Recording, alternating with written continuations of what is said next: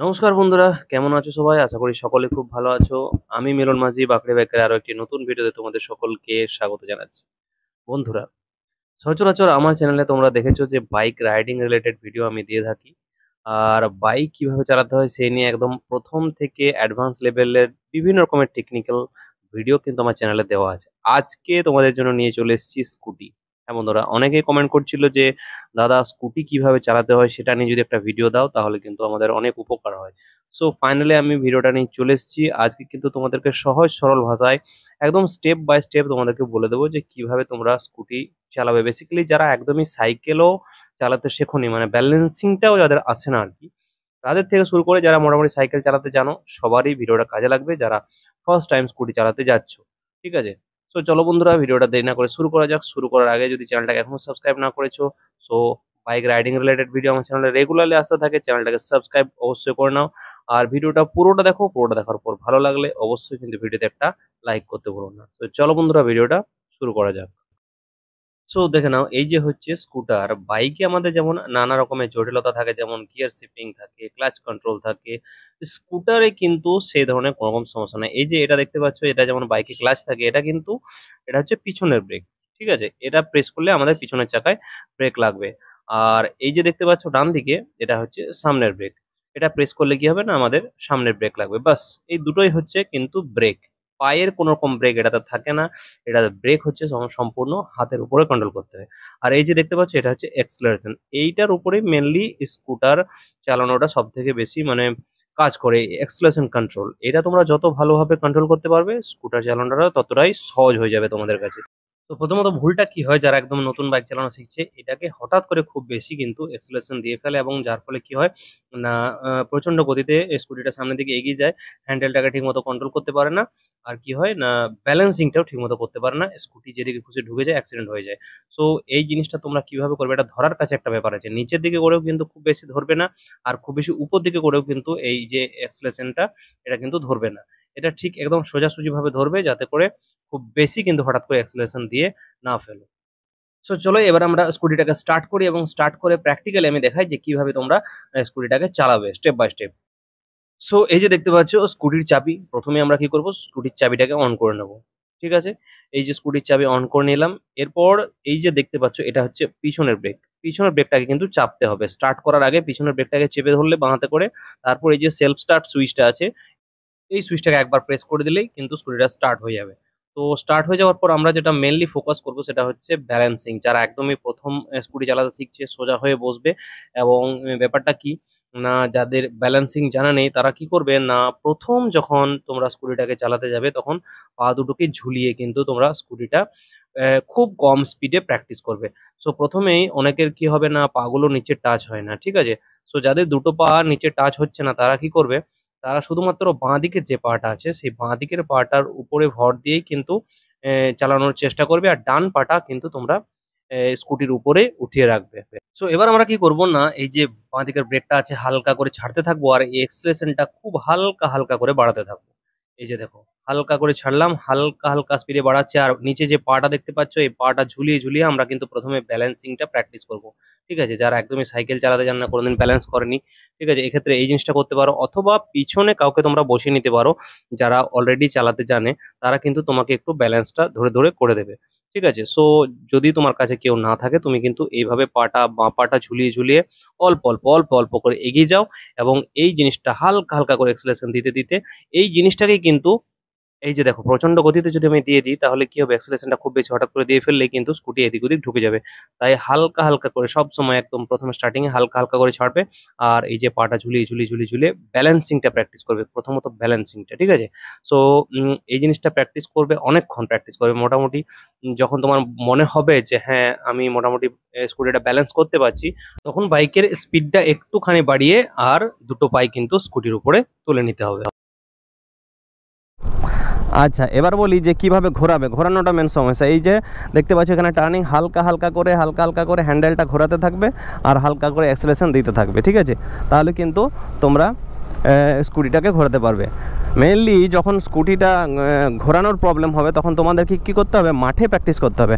মাঠে যত তোমরা গোল গোল ঘোরাবে, হ্যাঁ, তত কিন্তু তোমাদের এই টার্নিং কিভাবে নেবে সেই জিনিসটা কিন্তু সহজেই আয়ত্ত হয়ে যাবে। মানে একবার করে বাঁ দিকে ঘোরাবে 2-4 রাউন্ড, বাঁ দিকে ঘোরাবে 2-4 রাউন্ড, ডান দিকে ফুল মাঠে যেটা খেলার মাঠ থাকে, ফুটবল মাঠ বা ক্রিকেট মাঠ, সেই সব মাঠে কিন্তু তোমরা প্র্যাকটিস করবে। সো দেখো আমরা চলে এসেছি একটা খারাপ রাস্তা। এখানে আমি তোমাদেরকে বলবো যে কখন কীভাবে অ্যাক্সেলারেশনটা ডাউন এবং আপ করতে হবে। সো এই যে দেখো আমাদের সামনে একটা গর্ত, আমরা হালকা করে ব্রেক করলাম আর সে অ্যাক্সেলারেশনটাকে ডাউন করে দিলাম। যখনই আমরা গর্তটা পেরিয়ে যাব তখনই আবার হালকা করে আমরা অ্যাক্সেলারেশনটা বাড়াতে থাকবো, মানে স্পিডটা বাড়াতে থাকবো, ঠিক আছে। সো এই সব খালডুব গর্তর ক্ষেত্রে এইভাবে করতে। এই যে দেখো গর্ত, আমি হালকা করে স্পিডটা কমিয়ে দিলাম, আবার যখনই গর্তটা জাস্ট পেরোতে যাবে তখনই অ্যাক্সেলারেশনটা হালকা করে বাড়াতে থাকবো, তাহলে কিন্তু বাইকের ব্যালেন্সটা ঠিক থাকবে। এই যে দেখো একটা সামনে স্পিড ব্রেকার, এইটা বেরোনোর ক্ষেত্রে কী করবো না, ব্রেক করলাম, হালকা করে ব্রেক করলাম, অ্যাক্সেলারেশনটা ডাউন করলাম, আবার পেরিয়ে গেল, তারপর কিন্তু আমি আবার এই যে অ্যাক্সেলারেশনটা আছে হালকা হালকা করে বাড়াতে থাকলাম। সো আরও একটা দেখো সামনে স্পিড ব্রেকার আছে, আমরা ধরো স্পিডের মুখে আসছি, এই ডাউন করে হালকা ব্রেক করলাম, এটাকে পেরিয়ে যেতে দিলাম, তারপর ব্রেক ছেড়ে দিলাম এবং অ্যাক্সেলারেশনটা ধীরে ধীরে ধীরে ধীরে বাড়াতে থাকলাম। জাস্ট খুবই সহজ, এমন কিছু না, শুধুমাত্র এটা ব্যালেন্সের কাজ। এই যে দেখতে পাচ্ছ। এবার বলি যে সবসময় কিন্তু তোমাদেরকে ব্রেক করতে হবে তার কোনো মানে নেই, ঠিক আছে। আমার স্কুটি যদি বেশি গতিতে না থাকে, 20, 25, 30-এর স্পিডে চলছে, তো সেই সব ক্ষেত্রে যদি তোমার কোথাও স্লো করতে হয়, শুধুমাত্র অ্যাক্সেলারেশনটা ডাউন, এই যে অ্যাক্সেলারেশন ডাউন করে দিলাম, বাইকের স্কুটির গতি কিন্তু কমে গেল। আবার যখন আমার স্পিড বাড়াতে হবে তখন আমি অ্যাক্সেলারেশনটা বাড়াতে থাকলাম, তাহলেই কিন্তু স্কুটিটা এগোতে থাকবে। সবসময় ব্রেক করা দরকার নেই, মানে নতুনদের ক্ষেত্রে সমস্যাটা কি বলছি, যদি খুব বেশি ব্রেক করে দাও, জোরে ব্রেক করে দাও, তাহলে কিন্তু স্কুটিটা হঠাৎ করেই এক জায়গায় দাঁড়িয়ে যাবে এবং তোমার মানে বাইকে স্কুটিটার ব্যালেন্স হারাবে। চলো আমি দেখাচ্ছি কীভাবে। ধরো এই আমরা যাচ্ছি তো, আর নতুনদের ক্ষেত্রে কি হয় না, ব্রেক কতটা জোরে করতে হবে সেই আইডিয়াটা থাকে না, তারা পুরো ব্রেকটাই কিন্তু কষে চেপে ফেলে, তার ফলে কি হয় না, স্কুটিটা এক জায়গায় হঠাৎ করে দাঁড়িয়ে যায়। দেখো এই যে আমরা চলছি, হঠাৎ করে এই যে এইভাবে হঠাৎ করে ব্রেক করে ফেললাম, তাতে করে কি হয় না, বাইকের স্কুটির ব্যালেন্সটা কিন্তু নষ্ট হয়ে যাবে। তো সেই জন্য বলছি ব্রেক যখন করবে তখন খুব আস্তে করে কিন্তু ব্রেকটা করবে, খুব স্লো ব্রেক করবে। ব্রেকটাও একটা প্র্যাকটিসের কাজ, ঠিক আছে। যত তোমরা প্র্যাকটিস করবে তত কিন্তু ব্রেকটার উপর আয়ত্ত করতে পারবে, নাহলে কিন্তু স্পিডের মুখে যদি কষে ব্রেক করে দাও তাহলে কিন্তু পড়ে যাবে অবশ্যই। সো আমি যেটা বললাম যে যখন হালকা স্পিডে চলছে, 30-এর মধ্যে চলছে, তখন কিন্তু সবসময় ব্রেক করার দরকার নেই। যখন আমার কোনো জায়গায় স্লো করার প্রয়োজন হচ্ছে, এই যে দেখো সামনে গর্ত, আমি স্লো করব, তখন আমি অ্যাক্সেলারেশন ডাউন করে দিলাম, ঠিক আছে। এই যে গর্তগুলো পেরিয়ে যাচ্ছে, হালকা হালকা স্পিডে পেরিয়ে যাচ্ছে, এবার পেরিয়ে গেলে এবার আমি স্পিডটাকে বাড়াবো। এই যে দেখো এইভাবে তোমরা প্র্যাকটিস করতে থাকবে খারাপ রাস্তায়। সো বন্ধুরা, এবার ফাঁকা রাস্তা ছেড়ে আমরা চলে এসেছি কিছুটা ব্যস্ত রাস্তায়, কেননা ব্যস্ত রাস্তায় চালানোটাই সব থেকে বেশি সমস্যার সম্মুখীন হতে হয় আমাদের।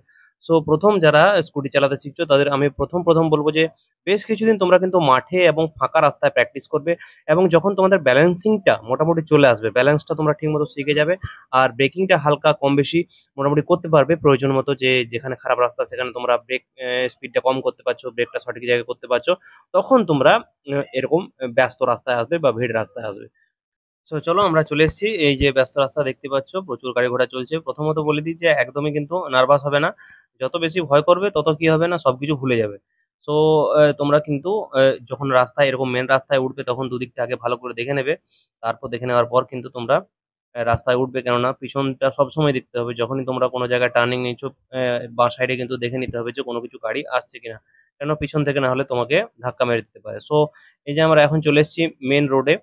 তো মেন রোডে যে জিনিসটা প্রথম তোমাদেরকে মনে রাখতে হবে যে গাড়ি থেকে ডিস্টেন্স, মানে সামনের যে তোমার গাড়ি যাচ্ছে সেই গাড়ি থেকে কিন্তু তোমাদের বেশ কিছুটা ডিস্টেন্স মেনটেন করে করেই চলতে হবে, ঠিক আছে। না হলে কি হবে, এখনো হয়তো তোমাদের ভালো করে অ্যাক্সেলারেশন কন্ট্রোল বা ব্রেক কন্ট্রোল হয়নি, হঠাৎ করে যদি সামনের গাড়ি দাঁড়িয়ে যায় তখন কি হবে না, তুমি ব্রেকটা ঠিক সময়ে করতে পারবে না, হয়তো হয়তো সামনের গাড়িতে যেয়ে ধাক্কা মেরে ফেলতে পারো। তো সেই কারণে ডিস্টেন্সটা সবসময় মেনটেন করে করে চলবে। আর এই সময় ব্যস্ত রাস্তায় যখন স্কুটিটা চালাবে তখন বাইকের গতিটা কিরকম রাখবে। সো এইসব জায়গায় বাকি সব গাড়িগুলো কিন্তু মোটামুটি গতিতে চলে। তো সেই কারণে তুমি যদি খুব আস্তে আস্তে চালাও তাহলে কিন্তু অনেক গাড়ি তোমাকে ওভারটেক করবে, যে কারণে তুমি তখন ব্যালেন্সিংটা মানে ব্যালেন্স করতে ভয় পাবে। সো সেই কারণে একটু গতিতেই এখানে চালাতে হবে, মোটামুটি 30 থেকে 40 এর মধ্যে এই ধরনের রাস্তাতে চেষ্টা করবে চালানোর। যেরকম গাড়িগুলো চলছে, আশেপাশের গাড়িগুলো যে গতিতে চলছে তার থেকে কিছুটা কম গতিতে চালালেও চলবে।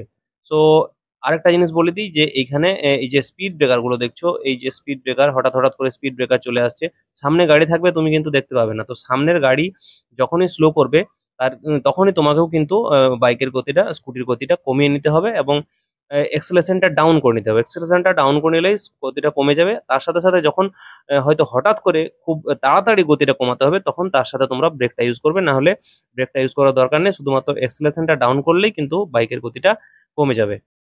আর যেহেতু প্রথমবার তোমরা কিন্তু ব্যস্ত রাস্তায় চালাতে আসছো, তাই বেশি স্পিড দিয়ে কাউকে ওভারটেক করার চেষ্টা কিন্তু কখনোই করবে না। প্রয়োজন পড়লে অ্যাক্সেলারেশন ডাউন করো, তার সাথে সাথে ব্রেক করো, বাস এটুকুই। সো আশা করি বন্ধুরা তোমরা বুঝতে পেরেছো যে স্কুটি কিভাবে চালাতে হবে স্টেপ বাই স্টেপ। প্রথম প্রথম তোমরা কোথায় প্র্যাকটিস করবে, ব্যস্ত রাস্তায় এলে কি করবে, খারাপ রাস্তায় গেলে কি করবে, সবকিছু কিন্তু আমি তোমাদেরকে একটা বেসিক ধারণা দিয়ে দিলাম। এরপর যত বেশি প্র্যাকটিস তোমরা করবে, তত বেশি তোমাদের কিন্তু হাত বশ হয়ে যাবে, তত ভালোভাবে তোমরা স্কুটি চালাতে পারবে।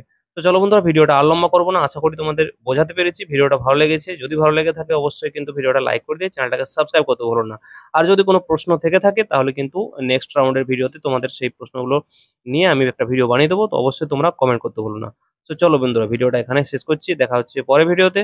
ততক্ষণের জন্য tata, bye bye, thank you, thanks for watching.